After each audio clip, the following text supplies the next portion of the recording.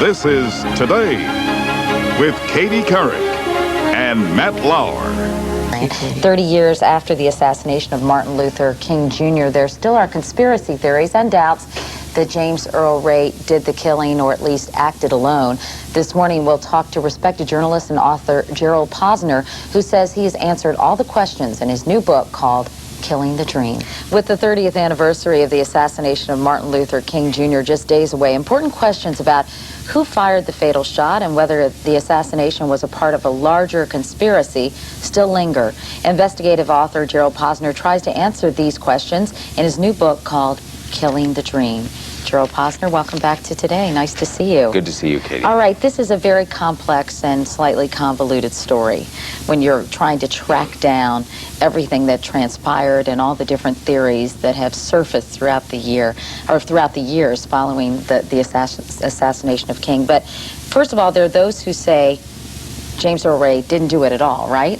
Yeah, I'm amazed at that. You know, history gets perverted after a while and almost turned on its head. And when you actually get into the case and you start examining it, you're right, it is convoluted, it's complex, much tougher, I thought, as an investigator than the Kennedy assassination, which I did a few years ago. This is a case with real issues of conspiracy, very daunting problems.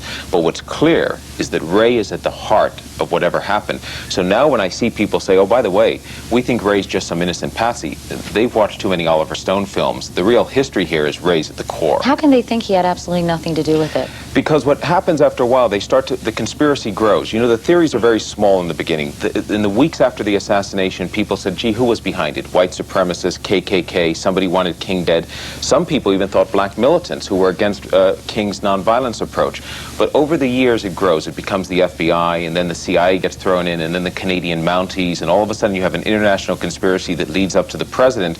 And by that point, the assassin becomes an innocent patsy, and some deep, dark, mysterious assassin has really carried it out. Right, he first starts out as a pawn. That's right. And then he moves from being a pawn to being a completely innocent man. And that's the part, I think, that aggravates me so much, I mean, about this process, because what happens when you eventually get in, and when I see Dexter King, the son of the victim's family, shaking the hand, what I call the trigger hand, the hand of the man that shot his father, and saying, I think that you're innocent, there's something quite disturbing and perverted about that. But obviously there's a reason that he did that.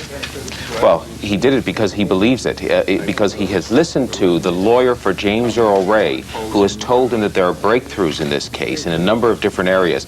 And that's what I asked myself, Katie, when I started. What would have made Dexter King go and say to James Earl Ray, you're innocent? And what I found out is that there are new conspiracy theories out there. They think that James Earl Ray's long-standing alibi for the last 30 years that he was led by a mysterious person called Raul are true. They believe that somebody in Memphis has confessed to the crime. They think the military killed King. I examined all of those. Absolutely bogus, not a word of truth to any of them. It's interesting to note, though, Gerald, that virtually no black Americans believe that James Earl Ray acted alone, according to polls. Nor do I, in this sense, because this is very interesting. I believe that Ray is absolutely the assassin. The evidence is overwhelming, and the portrait that I paint of Ray, as you know in this book, I follow him from his childhood on. I'm the first person to really take Ray's life apart and look at this very unusual assassin and what brings him to Memphis on that day. I have no doubt, 100%, I'll say to you and to the American people, that Ray pulled the trigger on April 4th of 1968. Now the question is, did he do it for himself or for somebody else? And that, I believe, is the real area that I go into here.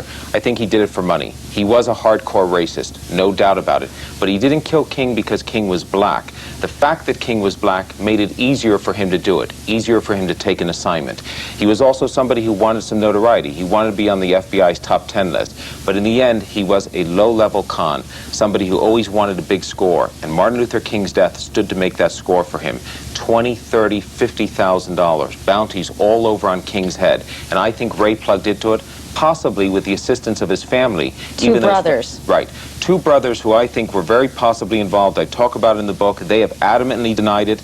But this is the conspiracy. If it took place, it's a small kitchen conspiracy of a group of hardcore racists, very poor, almost what I call white trash, in the middle of America, looking to make money, and Martin Luther King was their meal ticket. And you talk about the bounty. There was one white supremacist in particular who you believe that James Earl Ray was responding to. Yeah, John Sutherland, who was a lawyer and a segregationist out of St. Louis. New information on him shows he was tied to the John Birch Society, a real hardcore right-winger. He was offering $50,000 for anybody who had killed King. And what's fascinating about the Sutherland offer is that people who knew about that bounty had contacts and associates inside the prison where James Earl Ray was a prisoner in 1966 and early 67, right before he escaped.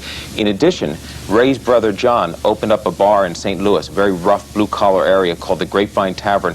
Also, people associated with that offer used to be at that bar. In December of 67, Ray has contacts with his brothers. They could have also informed him of the bounty at that time. 4 months later, King's dead. Let's talk a little bit about how he became the man he became, because you spend a lot of time in the book talking about him in his early years and his whole psyche, which I found fascinating. Well, I think actually the most interesting part of the story to me some way is Ray himself. He's the part that's always overlooked. Many people think of him as just sort of a hillbilly who's not very bright, but in fact he's much smarter than you think. Sort of the fox is a little cleverer than yeah, dumb as a fox, right? Fox is the old saying often used, and it's absolutely right. It's a good way to put it. He comes from a very, very dirt poor family with a long criminal background, father and uncle, ex-cons, alcoholism in the mother. All the children are taken away, 8 brothers and sisters. They end up in mental institutions, in reformatories, in prisons, accused of turning tricks as teenagers. By 16, he's hanging out at all-night bars and whorehouses and stealing from homes. He goes into the army, he gets kicked out because he's AWOL and he's drunk and he's using drugs, and then he becomes a 4-time loser. Arrested time and time again, the crimes get a little bit worse each time. He handles himself in prison, and he actually becomes, in one of the toughest prisons in the country, a merchant, dealing in drugs, becomes an amphetamine abuser himself, and a real hardcore racist. He's sort of the ultimate con man. You talk about hardcore racist, and you give some very interesting facts about him in that regard, that he wanted to ultimately live in South Africa, that he wanted to study the Nazis, or did he study the Nazis? Well, he was intrigued by Nazism, as a matter of fact, when he was 17 as a teenager, went over to Germany, asked to go to Germany when he got in the army, and then he was very disillusioned with that. And later he decides, after he's killed King, that where he wants to be is South Africa or Rhodesia. He's smart enough to know where to go, where he could be a hero. And he kept up with the politics of the day very well. He had friends, as a matter of fact, in Los Angeles that he made register for George Wallace's third-party party. He would follow Wallace. But you know, Katie, there's also something unusual about Ray. The part of him that's so fascinating is here he is leading up to the King assassination this year before, and he's also doing something else. He's taking dance lessons in Birmingham. He wanted to be a porno director. He wanted to go into porn. He's taking a dance lesson in Los Angeles to learn the rumba and foxtrot. He's having plastic surgery. He's going to bartending school. And he's getting a picture taken at the bartending school, which I think is fascinating, because I guess this would, give some substance to your claim that that he was planning this, or he knew that a picture could be used against him? As a matter of fact, this picture now being shown is taken at his graduation. It's the only time he ever had a bow tie on in his life, at bartending school. And when that picture was snapped, he closed his eyes in the hope that they could not identify him if he was later on the wanted list. And it did work, because it really doesn't look like Ray. Now, did you have an open mind when you approached this subject? Because Martin Luther King had a lot of enemies. J. Edgar Hoover wanted his, neck, if you will. Oh, yeah. And as you mentioned before, there were a lot of people who were frightened by him, even some other blacks who didn't agree with his philosophy.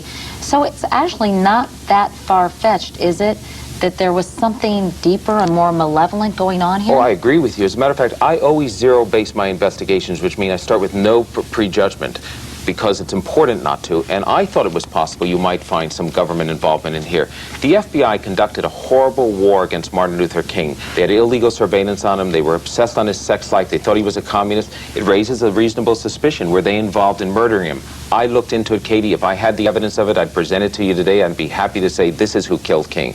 But in the end, a group of people who were really hardcore racists who wanted to make money ended the dream and killed the dreamer back in '68. It's a bad story, but it's the truth for history. And this fellow named Raul, who he's referred to as basically an auto mechanic whose life has been ruined by these allegations. I have found him. He lives in New York. I'm the first person ever to interview Raul. Absolutely an innocent man, has nothing to do with the case, and it's really a disgrace his life's being ruined with these accusations. And yet neither James Earl Ray nor any member of the King family cooperated with you. Do you think you have a full picture because of that? Yes, I do have a full picture. It's unfortunate the King family, I hope they will read this book, because I think it will change their view of what happened to their father.